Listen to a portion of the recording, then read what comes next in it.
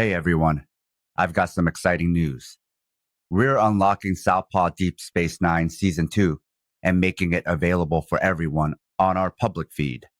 But if you love our work and want to be the first to listen to Season 3 as it's being released, head over to Patreon. There you'll find break-free versions of past SDS9 episodes, Southpaw and Fight Study, and our other bonus show, Fighters Brew. You'll also find our Liberation Martial Arts program, which is exclusive to our supporters. It's for beginner and advanced martial artists, as well as people just looking for fitness and rehabilitation. It's a gentle, wholesome, and embodied approach to training. Lots of individuals, trainers, families, friends, collectives, activists, and organizations are already using it. So if you want to support our work and get early access to all our great content, including Season 3 of SDS9, go to patreon.com/southpawpod and join our community. You can also go to southpawpod.com and find the links there or on our show notes. Thanks for listening and catch you soon.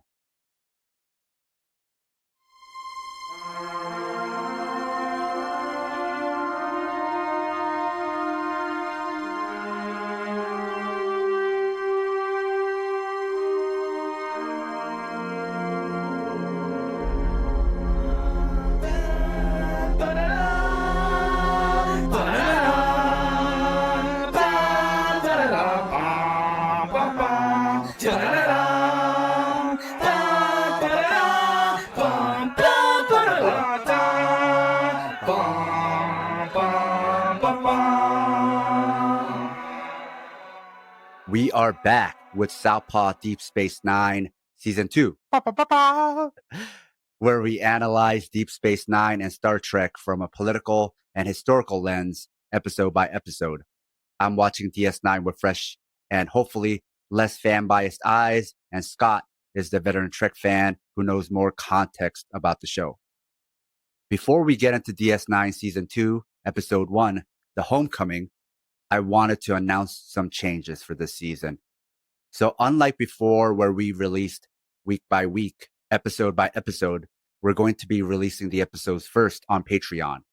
And then when we're done with the season, we'll release all the episodes on the public Southpaw Network feed. The first reason for this is because trying to maintain a week by week schedule is really hard. And secondly, because we have multiple shows on the network, it'll just make it easier to find the whole season if it's released at once and clustered together. Especially if you wanted to find previous seasons, then all the episodes will be in sequential order. Releasing it all at once will also make it easier for people to follow along at their own pace. Relieves pressure. Yes. But if you don't want to wait and want the episodes as soon as we release them, then you can find it on the Southpaw Patreon. You can find the link on our show notes, as well as links for Southpaw merch and also for our Liberation Martial Arts program. Liberation Martial Arts already has several collectives and gyms using it, families using it, trainers using it, and individuals using it.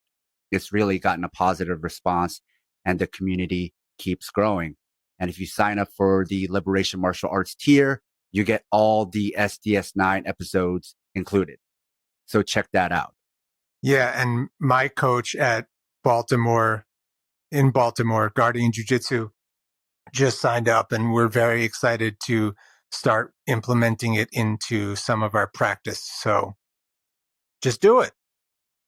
Fuck Nike. Excellent. Now, Scott, can you tell us about this episode?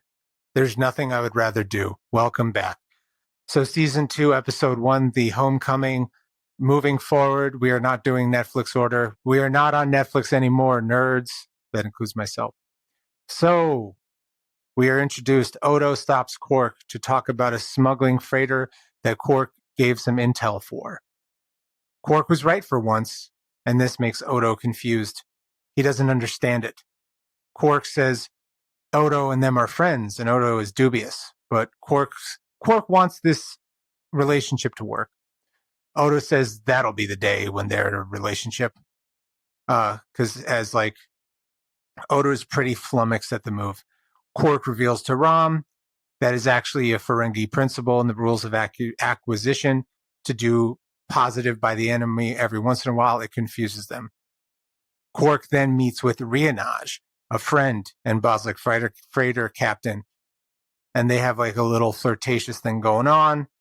She asks Quark about if he knows anyone going to Bajor and gives Quark an earring that may be significant to Bajoran people if it's brought to Bajor, and knows that it means something. So get it to Bajor, okay?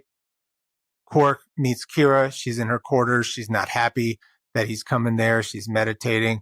There's a sort of vibe the whole episode that everyone's annoyed with Quark. And then, well, we'll go into that later. So Quark breaks out the earring that he reveals is from Cardassia 4. Kira looks at it like it's a considerable gift. And then we see that Jake is going to have a date. He's pretty hype about it.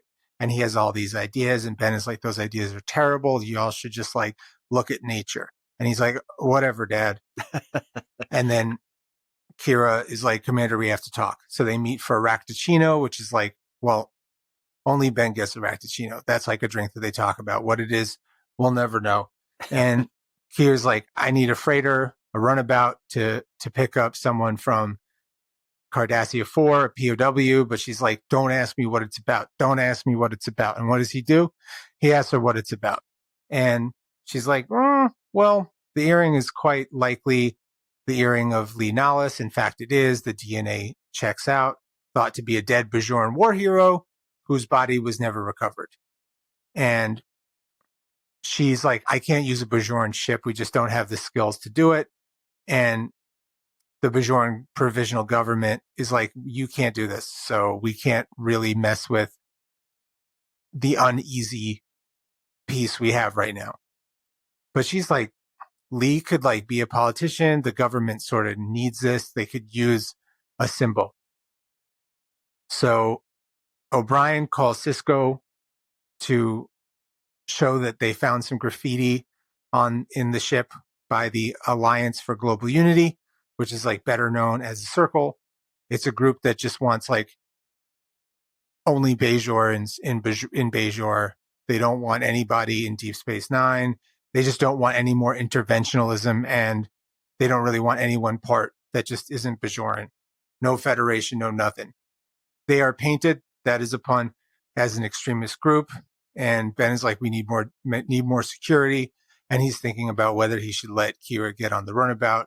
He meets with Jadzia. He's like, hey, let's talk about baseball. And she's like, I don't really like baseball. And Curzon didn't like baseball nearly as much as you thought he did. But he liked you, so y'all talked about baseball, which is a thing. People talk about baseball. And she's like, oh, by the way, give Kira the runabout. But Ben is like, he's worried about political unrest.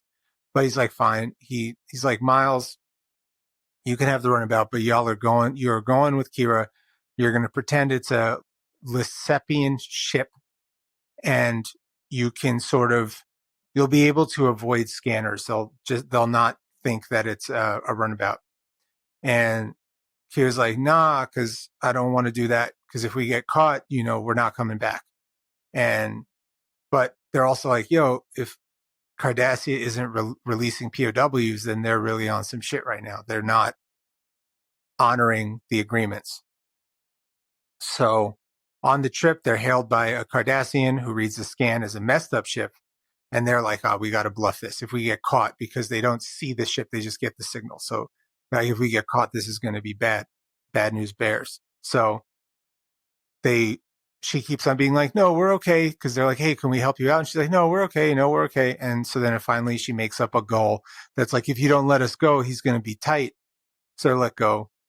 And they find the compound in Cardassian 4. It's like it is a labor camp where people are doing hard labor in the sun. And there's many Bajorans there. It's not just like one or two. And they run into a Cardassian who they play a plot selling Kira as a prisoner for 2 Latinum strips, which I think is a lot of Latinum strips. We never really get the conversion rate. We don't know what inflation is like in a post scarcity world with some scarcity. I don't know. And so she's put in a force field, and he's like, what can you do for me? Show me how much you're worth. And it's gross. And so she knocks out the guard and opens the field. Turns out that Lee's friend sent the earring as a way to get Lee out. He sees the opportunity for Lee being freed because he's like a folk hero in the Bajoran world. So Lee gets phased. They get him. They realize that they're not going to be able to survive all of them because they want to really get all of the Bajorans back in the ship. So they have to leave some behind, and they're really upset about this. They get to Deep Space Nine, and they bring a confused Lee and others on board.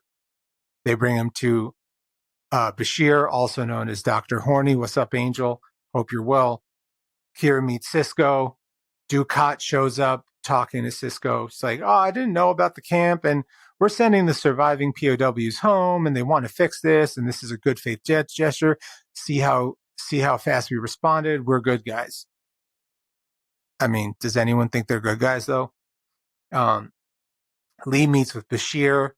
Lee Nahlas is upset. He's confused. Everyone's like, who's this dude? They're noticing him. They're like people are starting, like crowds are starting to build around him. And Minister Jaro comes to talk to them. He is talking to Kira. He's like, look, publicly, I'm mad at you, but privately, I'm not mad with you. And Lee runs into a group who's like, say some words. So he says some words about affirmation and freedom. And Jaro's like, let's do some publicity because, like, you know, while I'm here, maybe I can get a little publicity as a treat.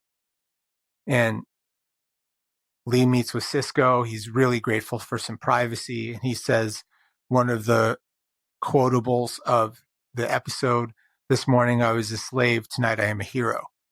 But he's like pretty overwhelmed, and he's overwhelmed, surprised, and sort of interested in the incredulity of his storied heroism and him being a possibility of stabilizing Bajor. He always wanted to free Bajor, but he just never thought that he would ever leave a labor camp. He was there for 10 fucking years. Then we go see Quark and Rom. They're counting money. Quark is doing that like one for you, one for me, 1, 2 for me, 1 for you. But it's like 5 or 6 for me and 2 for you, something of that nature. And Rom's like, I'm frustrated. This is unfair. I'm annoyed. And Quark is like, yep, this is unfair, and starts giving him less money. And Rom is like, you know, I'm paraphrasing, your ruthless capitalism sucks. And then as that happens, and I wonder if there's supposed to be some sort of symbology behind this, but I don't know. Rom leaves because he's upset, and Quark is then attacked by 3 masked people in robes, and he's branded on his forehead. And he's seen by Bashir.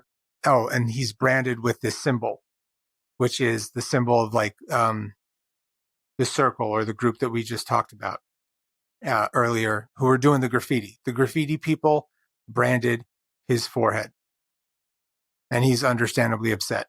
And Bashir has the symbol removed. He's able to remove it. Kira tries to be nice, but she just wants Lee to talk to the people and calm down this reactionary movement that's starting to boil in Deep Space Nine and the Bajoran zeitgeist and Bajor. She's like, we need healing. And then we go to another scene where Jake and Ben are talking. Ben's like, what happened with your date? And Jake's date, he reveals that his date was canceled because the person that Jake was hoping to see, she's a Bajoran, and her dad is told that she can't date anyone that isn't Bajoran. And Jake is understandably upset. And Ben says that as unrest happens in Bajor, things are going to be happening. But he's also like, you don't deserve this. No one deserves to be treated like this. He's able to be like affirm and holding for his son in a way that's very significant and interesting and beautiful, but also is tender and doesn't sugarcoat the shittiness of experiencing something like this. But then Ben is called because a Targaryen freighter was about to leave Deep Space Nine when they found someone who had snuck on board and they're going on a 2-year mission. And guess who it is? Lee Nollis, you were right. And then Lee and Ben meet, and he's like, "Can I tell you a story?" He's like, "Okay." Lee was once a resistance fighter. When all but 3 of his group had died, Lee killed a surprised Cardassian, just like bathing, who turned out to be Gul Zarel. It was accidental. He fell off a hill and surprised the dude, and as the other dude tried to go for a phaser, he went for it. It was like not anything. It wasn't like some heroic thing. But it turns out the Zarael was like a monster, terrible dude, responsible for countless atrocities. And his friends insisted on telling the story of his braveness and grit, and it got bigger and bigger with every retelling. Lee didn't want this. It was an accident. Doesn't seem that excited about violence, and he feels like he's a slave to his reputation, and he's not the man that people think he is. And Sisko's like, yeah, that's true. You're not, but it's not about being a man. It's about being a symbol. You're a symbol for hope, and you can grow into that. You don't have to be you don't have to be one thing. You don't have to be one person. You are a symbol of resilience. You're a legend, and legends aren't always feasible. They're not always like tangible things. And Lee is given a new title that doesn't exist, Navark, and is set to replace Kira as the Deep Space Nine liaison, and Kira is recalled to Bajor to be continued. A note to our listeners. If you love the Southpaw Project, please support us and help us get paid for our labor by financially supporting us on Patreon. This will give you access to exclusive bonus content, like early releases of Southpaw Deep Space Nine, our fictional narrative podcast, Fighters Brew, break-free versions of our shows without interruptions like you're hearing now, bonus articles, Fighters Brew transcripts with extra content, Liberation Martial Arts Online, as well as our private chat group on Discord. You can also make one-time donations at Ko-Fi or show your solidarity by wearing our swag. You can find all pertinent links at southpawpod.com. All right, so let's dive into the analysis. The first thing I want to talk about is the cabin fever that comes from living on a space station or ship. When Jake Sisko is talking to his father about where to take a girl he likes on a date, there aren't many options because it's all the same spots. You saw this previously with Jake and Nog. They have few spaces, if any at all, to be kids, forcing them to be kids in adult workspaces. The holosuites then are a form of mental health, but also an illusion of freedom. Absolutely. Often the way the holosuites are used is to pretend you are no longer in outer space. This isn't the point of the scene, nor this episode, but there is a contradiction here. The whole point of this station and about Star Trek as a franchise, but also the Federation in universe, is about freedom and exploration. But being on a ship or station and being enclosed by outer space, and the whole structure, both physical and societal, is based around work, you're kind of trapped. There is no work-life balance. It's all work and pretending you have a life. You don't really have much freedom. You don't even get a childhood.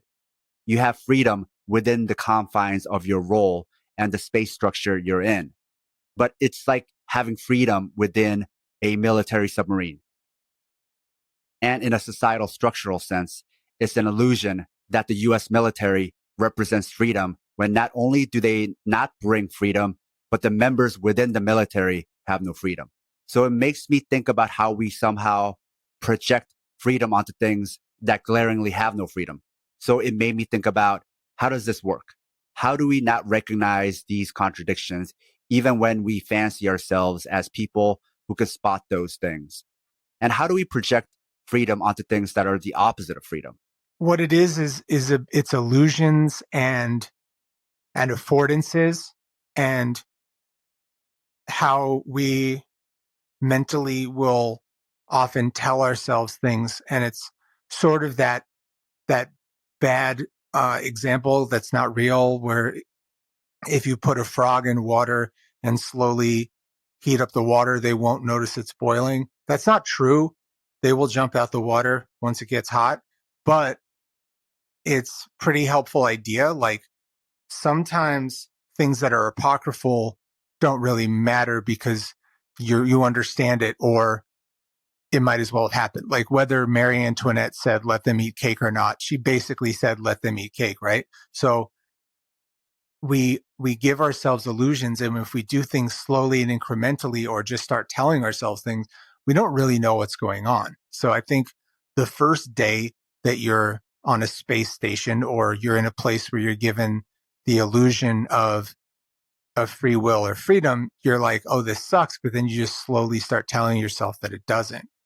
And you're right, because there's this, everyone there is part of this beautiful utopia and working towards stuff, but also everyone's stuck on not quite a submarine, as you said, but in some ways might as well be. Like if you're the son of the commander, and you're essentially like growing up on a naval base, growing up on a military base, it's essentially the future version of being a military brat. Though Jake isn't really much of a brat, but that's besides the point. Like most of the people that work there, they're not going to Bejor that much. They're not taking runabouts. You're right. They're just living in this place and being like, oh, everything's fine. And it's not weird that we're a bunch of children being raised on during like a transitionary government period where everything's weird. I mean, if you think about it, they're kind of like the humans in the Matrix who live in a pod, except their pod is much bigger, but they live in a pod where they escape into virtual reality. Damn. And they have to stay in that pod to do work. But Matrix made that look like a dystopia, whereas in Star Trek, that's the utopia. But yeah, I think we project freedom onto things because that's our status quo.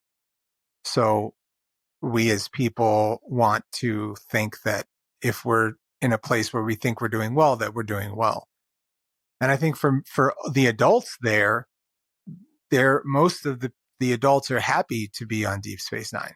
It's the children that are less excited about it. Yeah. I mean, what we do know from the last season, though, were the Bajorans on Deep Space Nine aren't necessarily as happy as the White Federation members. No, not at all. Later, we're on the runabout with Kira and O'Brien, and there's a casual line from O'Brien where they're scanning for life forms and that he could single out Bajoran life forms. I know it was meant to just keep the plot moving and also a bit of lazy writing to make it easier to find the Bajoran prisoners. But that throwaway line has a lot of ramifications. But I didn't think about it much. But when I have to think about it, you realize all of the things that this entails. Yeah, right. Like what we do already know is Odo is the only non-humanoid, right? Everybody else are humanoid species, right? So then how are you differentiating one humanoid from the other? I'm not saying you can't, but then it starts to get into race science. Like, why did you do that? How did you do that? And here's the thing about race science. Socially conscious people might think they find it horrific, but there's already a lot of racism they wouldn't even notice to be racism, especially in the medical industry, science, psychology, all sorts of things that we just take to be normal, right? A lot of medical science was created from the point of view that regular or normal is a white dude or a white woman. And that's just objectively false because everybody has different systems and different point of views and different contexts.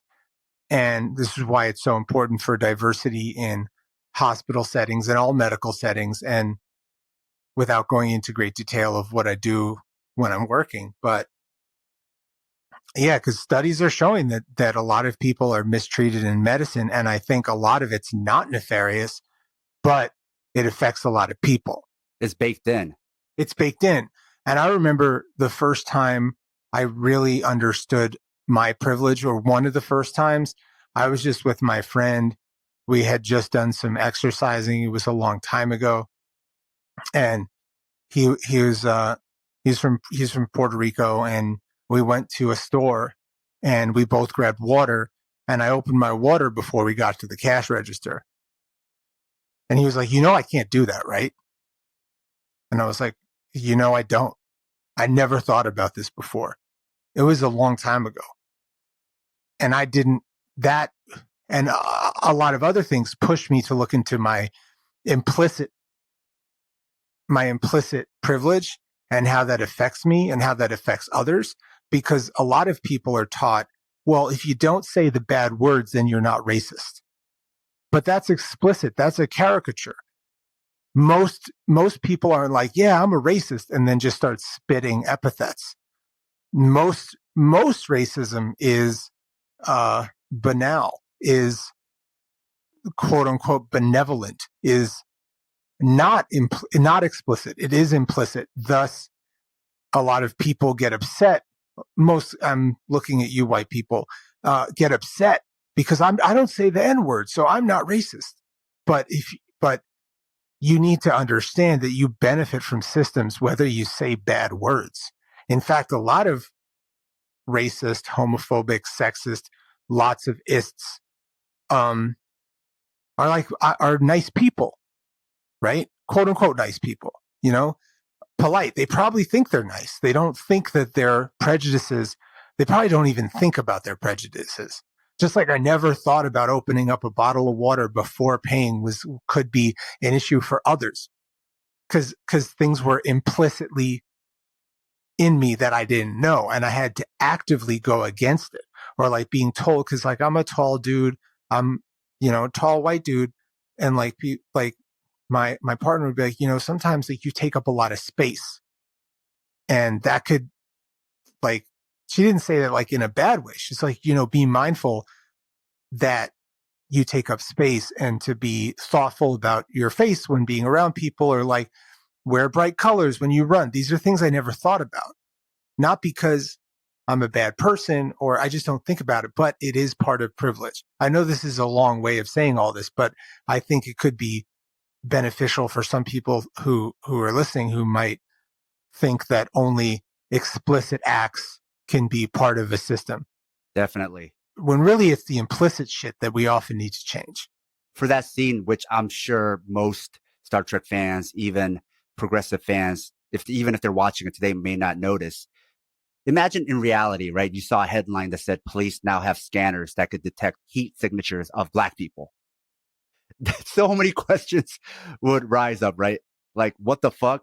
Why do you have that? How do you have that? When were you working on this? Who worked on this? How are you going to use this, right? But here, right, they already set up that Bajorans are this oppressed minority. And then we have this gadget that could detect their heat signatures, right? I'm sure that type of racism is so tacit and implicit. Even the writers who are supposed to be experts on this didn't even notice what they were writing. I would guarantee that if you did a search for this episode amongst writing and criticism, I don't know how likely it is you would have found someone who picked up on that. There is a lot of academic writing about Star Trek, not as much about Deep Space Nine. Well, that's starting to change, and certainly not as much about like episode deep dives. And this episode is really expositionary. So I don't know how many people have really looked at this episode like we have, aside from like some other episode by episode Star Trek shows, but they're not looking at it from a leftist lens, or they're looking at it from a supposedly non-political lens. There's no such thing. We're doing it the best. That's why they need to listen to this. I hope they do. And I think this new format will be easier to access for people who are coming along for the ride now, that are picking up. All right. So then in the prison camp, we see the writers directly addressing sexual imperialism, which always accompanies imperialism and occupation. The example of sexual imperialism people are probably most aware of from modern history is the Korean comfort women during Japanese occupation. The US in particular likes to use this event for political reasons to make themselves look better or as Korea's saviors. Here's the part they don't tell you. The US continued comfort women stations and sexual imperialism. Sex tourism in Asia is just rebranded sexual imperialism that the US and the West continued. Wherever there are US military bases are sexual assaults. Yeah. Okinawa being another example. This sexual imperialism also connects to the adoption industrial complex in Korea, something probably people don't think about them connecting, but probably because they haven't thought about the origins of the adoption industrial complex in Korea. When you have imperialism devastating a country and sexual imperialism, you end up with babies. Yep. Babies people can't raise. Mm-hmm. The adoption complex that rose out of that favored Western parents. A huge percentage of US Koreans are adoptees. So the spoils of war become women and children. So again, a thing that happened that the writers use as a minor plot point that has major ramifications. If you're able to single out Bajoran life signatures, where did that come from, right? If you associate Asia with adopted babies and sex work, well, where did that come from, right? Yeah, it doesn't exist in a vacuum. It's like cause and effect, right? These are things I want people to think about. Not for Star Trek. I mean, it's a cool show and all, but no, I want people to use these examples as fans of the show to better analyze history and politics. Again, it's like implicit things becoming explicit. If you weren't thinking that the Cardassian occupation probably involved sex crime of several different types, you are definitely realizing it. I hope in this scene, you're like, oh, right. Whenever there's anything like this, there's also going to be that sort of, I was going to say barbarism, but I'm not sure that that's the right word. But if there's power, there's often sexual power of different types. And yeah, it's just like, it was like fucked up. And I'm sure the scene wasn't thought about like, oh, we're going to be fucked up. But it was gross.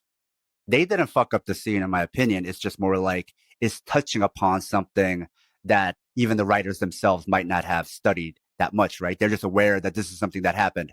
That's what I meant. I just don't think they were realizing what they were saying with what they were saying, which happens a lot on this show where they like accidentally touch on something that I don't know that they're trying to do. And sometimes the things that they're trying to do can be a little heavy handed. I think when you accidentally do something, sometimes you have a better opportunity.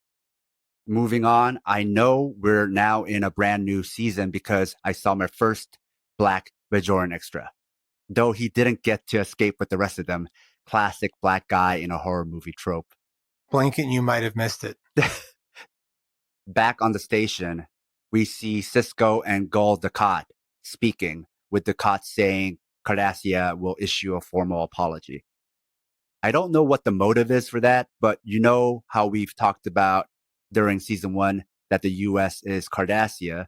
Well, that's one thing the US doesn't do. Apologize. No. Not even to apologize for some nefarious other reason. There will be no reparations, no truth and reconciliation commissions. The US is absolute. God doesn't apologize, not even for show. Well, maybe some gods do, but not the US God. US God doesn't apologize. When Cisco and Kira were done talking to Dukat, you get to see the United Federation of Planets symbol. And it looks like a combo of the EU flag and the NATO flag. The United Federation of Planets. Maybe notice something about symbols in the real world, how the EU flag, NATO flag, and the United Nations flag all look similar. You know, may or may not have laurels. I mean, you need laurels. It's important. Laurels would never mean empire. Never. No, like Dukat is doing something that is purely political, and yes, something that America probably wouldn't do. We don't really apologize for our issues or problems. They're not that kind of villain. No, they're so good that most people don't think that they're villains or have any villainous qualities. And if you question it, how dare you? Now, one of the premises of this episode a political argument that it's making is that leadership can bring stability. And I thought that's interesting to think about because for many of us on the left, I think we come from the default that leadership is bad, right? That it leads to corruption. But we don't often think about the opposite end, which is stability. Yes, something can be broken up, but is that stable? So that's the paradox. That's constantly a point of conflict when people are thinking about a different system of governance. What do we do about leadership? How do we think about that? Often people try to use semantic games and talk about leadership, but using different words. So they haven't really solved the problem. No. They're just defining it differently, right? Which is kind of like avoiding the problem altogether, which conceptually then it doesn't avoid the problem. You're just rebranding it, renaming it. So yeah, I don't have any answers for that, but it is something that I think we should think about the other end of it, the stability aspect. Now let's talk about the part of this episode and what's probably going to be an ongoing running theme of the show that made me the most uncomfortable, which is extremism, extremist groups, and terrorists. From a storytelling perspective, we see Kira for the first time in prayer, and then Quark interrupts her, and she's very annoyed by that. Shortly after that is when we first get introduced to the quote unquote extremist group, the Circle. So it seems heavy handed in making commentary about religion, Muslims in particular, and different religious sects. That religion can always lead to extremism. So there's good and bad religious sects based on how religious they are. And ultimately it's dividing, right? And then geopolitically, that divide of good and bad, different religious sects, different ethnic groups is how the West has conquered. An interesting side note, as Quark interrupts Kira during worship, disrespecting her religion, bringing about her anger, that bookends with Quark being the first victim of the Circle. I just got done listening to season 1 of Blowback podcast on Iraq, which I highly recommend. But the West likes to portray the roots of foreign problems to boil down to terrorists and quote unquote rogue nations. But the actual systemic root is imperialism and decisions and actions made by the most powerful countries, most of whom act as one powerful bloc, like a federation of planets. Also, the nationalism of white supremacy is not the same as the nationalism of colonized countries trying to gain independence. Right. It's just not, it's not an equal thing. Yes. So I didn't like how Bajoran nationalism was made to be the bogeyman for this episode, especially when story-wise, it's placed as being equivalent to Cardassian nationalism that we just saw in the prison camp. It's also interesting, the first time we see quote unquote extremists is when Quark is being a shady capitalist, which you brought up, and they punish him, right? Yes. I don't know if the writers meant to tie these things together, but in the Western mind, right, terrorists and anti-capitalists are the same. But in reality, when you see the scene, it's hard to see the Circle as the baddies for punishing a capitalist exploiter, especially after how bad Quark was acting. The liberals are probably thinking, well, still, you shouldn't brand Jeff Bezos and Elon Musk, right? Well, yeah, I mean, I was making a couple illusions because there's also sometimes people make the illusion that the Ferenginar are, anti-Semitic analog. And so you have this guy counting money and is then branded by some people. But to paint Bajorans as Nazis is, again, not the right equivalency. And I just think people to make the Ferengi as just like an analog for Jewish people is, I don't buy it. I do have trouble with the way that they're painting the circle, unintentional meme pun. The way they're painting the Circle right away as like this just as bad group. Like when people are like, oh well, they're just as racist as me, but talking to like a non-white person, like, no, that's not the case. it's got different context, and context is key.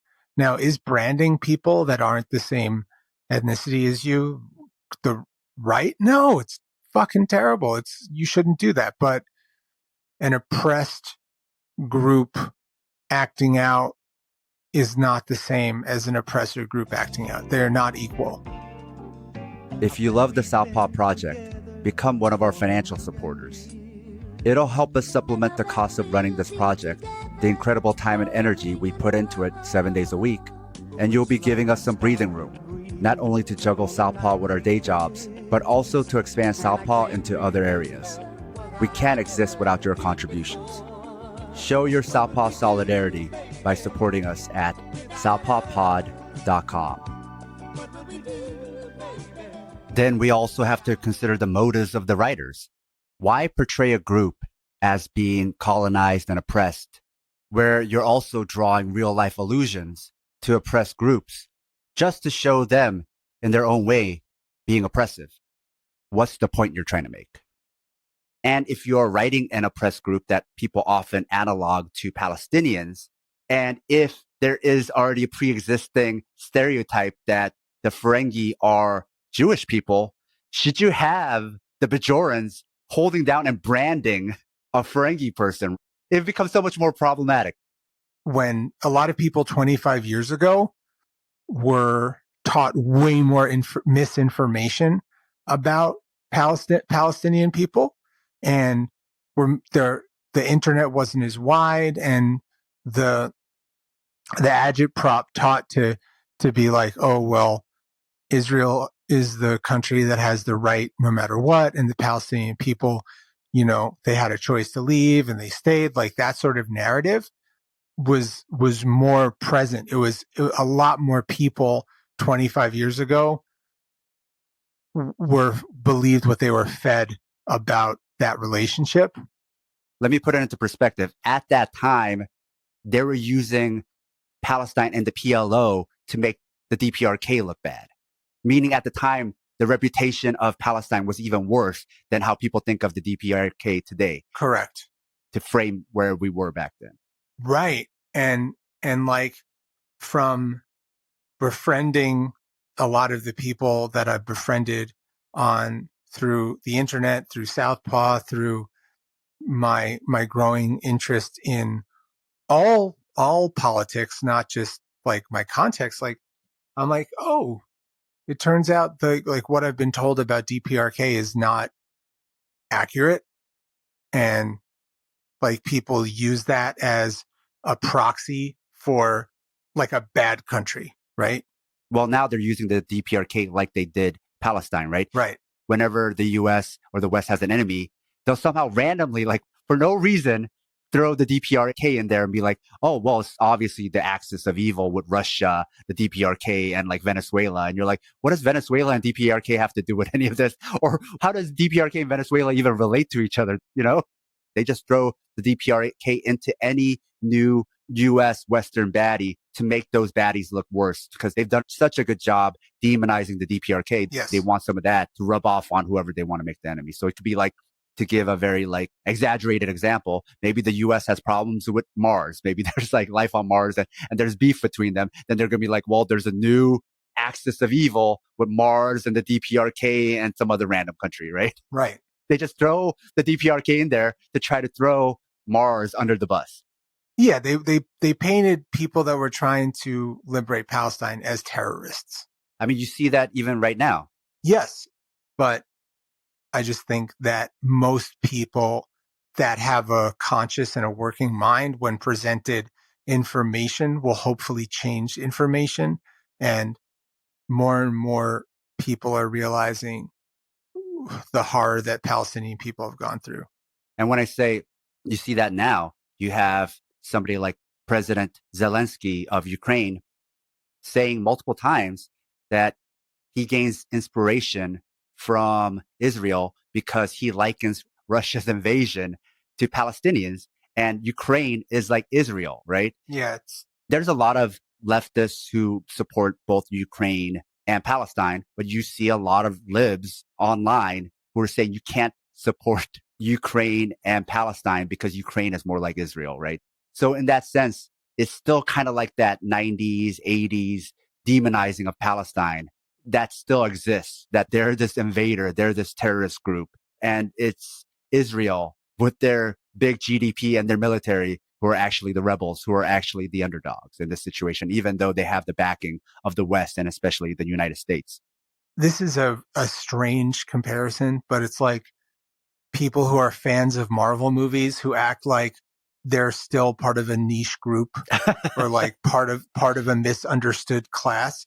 Like I'm a nerd and don't make fun of the Marvel movies. It's my little club. Like, homie, I have to tell you that if your club is making the amount of money as Liechtenstein does, then you are no longer, you know, the nerd class. You're no longer the bullied. You are the bully wearing a Hulk mask. That's it. That is it. And sometimes you have to use simple analogs sometimes because I feel like someone could see that and maybe use that logic to be like, oh yeah, you're right. Like in this analog, Israel and other countries that take advantage of imperialism and colonialism or are basically the Marvel Cinematic Universe. Yeah, Marvel fans are kind of like that, right? In their mind, they got a persecution complex when they're the majority. Right. And because they never changed with the times. Maybe they were persecuted at one point, but culture changes. Yeah, nerdy, techie, rich white guys now run the world. Now going back to something you addressed in the recap about Lee Nallis and his origin story, I also didn't like Cisco talking about using lies for good in that scenario because it's bidirectional. You can use lies to prop up settlers like the US founding colonizers, but you can also use lies and symbols to vilify an already beaten down country and people. And you can also use this to say everything good you heard about a revolutionary in the global South is based on lies. It's that US racist thing of all races are racist. All countries are equally bad. All countries do bad things. We all lie for self-interest. Western culture is human nature and we're all selfish beings and we make everything bad. It's just not quite it. That's just not quite how things are. Why it bothered me so much was also because of who was saying it and who that person is supposed to represent in real life and who the writers were writing this for. It came off like American exceptionalism because there's this American exceptionalism of, yes, a lot of this exceptionalism is based on lies, but it was for the greater good. And everyone does it, except not everyone is the world's hegemon. Well, yeah, I mean, I think this is something that I've been saying a lot this episode and things that we'll touch on this season with obviously not giving too much away is that in the 90s, there was an idea, and it still exists, to be like, oh, well, hate or prejudice in any way is equally bad to all other things. That was a very 90s thing. Right. And that was when the argument or the philosophy about reverse racism was really popping off. Now it's coming back. No surprise, because people like to be reactionary. But there was this argument. It's like, oh, well, you're racist against white people.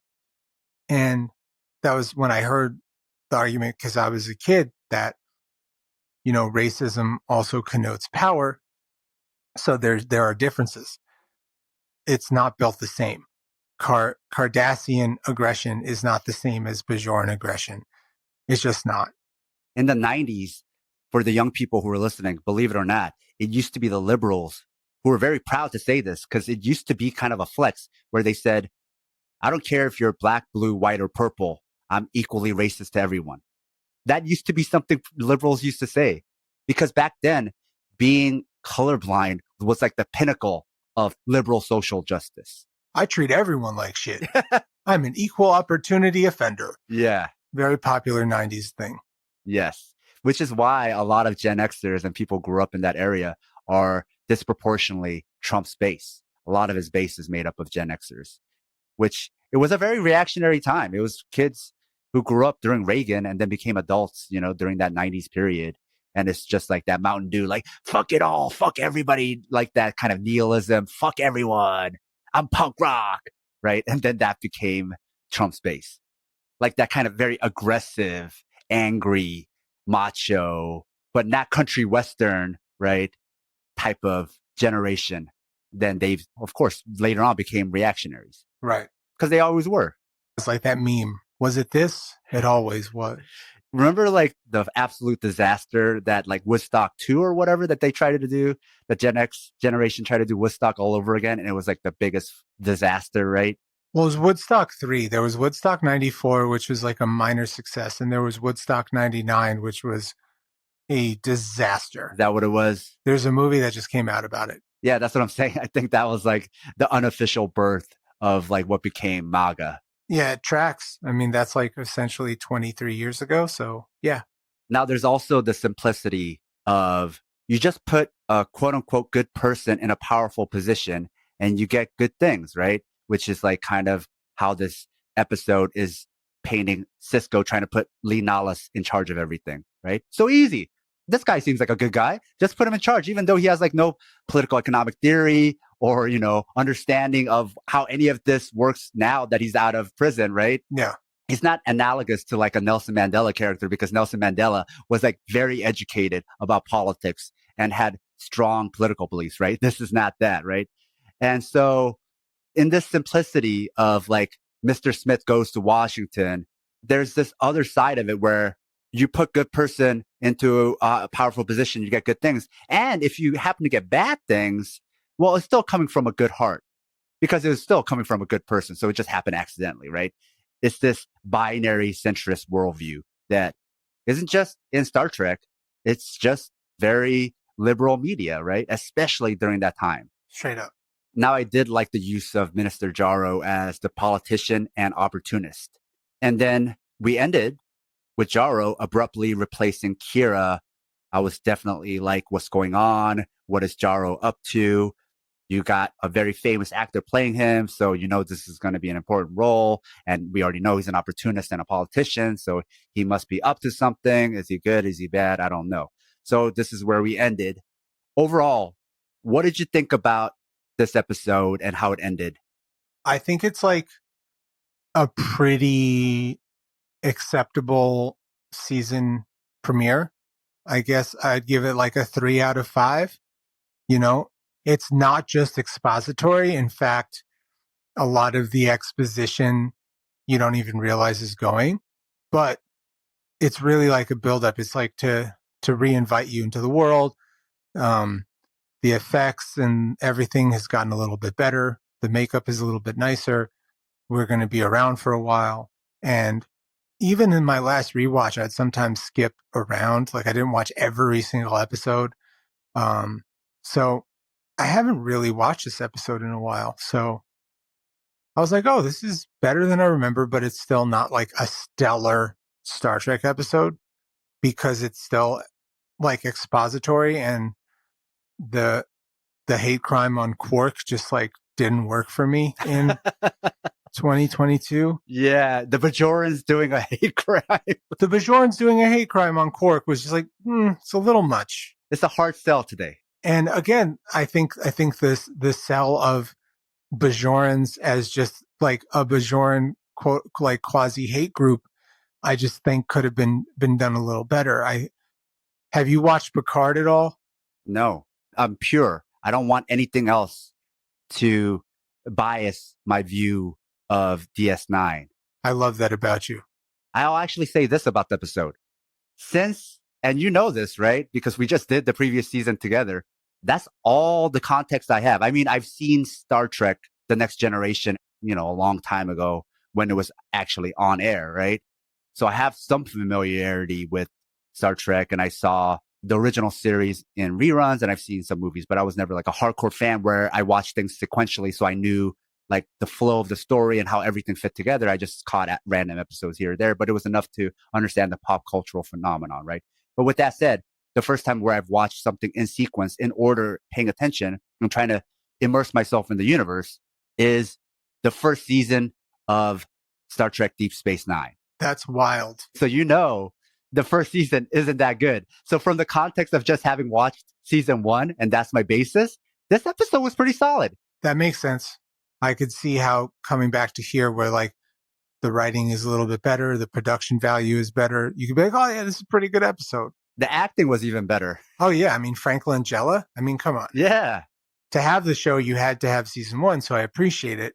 But the hill is going up. We're biking uphill right now, my friend. Yeah. And you know what? As the show gets better, I probably will have more political criticisms because for the show to get better, it probably has to dive more and more into drama, tension, politics, and interpersonal conflicts and social conflicts, right? No comment. I'm hoping to enjoy Star Trek even more going forward. Right. And it's funny. Well, I don't know if it's funny, but it's interesting because this is the Star Trek series that people say this is when Star Trek got political. Again, everything is political.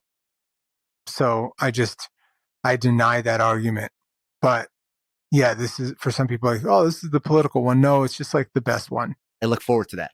Well, you're in for a treat because to go to say a trope that I've said before, but to say again, that comes from Star Trek The Next Generation, this season is when they grow the beard, which is the opposite of jumping the shark. Okay. Now, Scott, can you tell us a bit about the next episode? Well, the next episode is a continuation of this episode. It's called The Circle, and we'll further go with this plot line about Lee and Kira being taken off Deep Space Nine. And again, we'll just let us know what the vibe of season 2 is. Until then.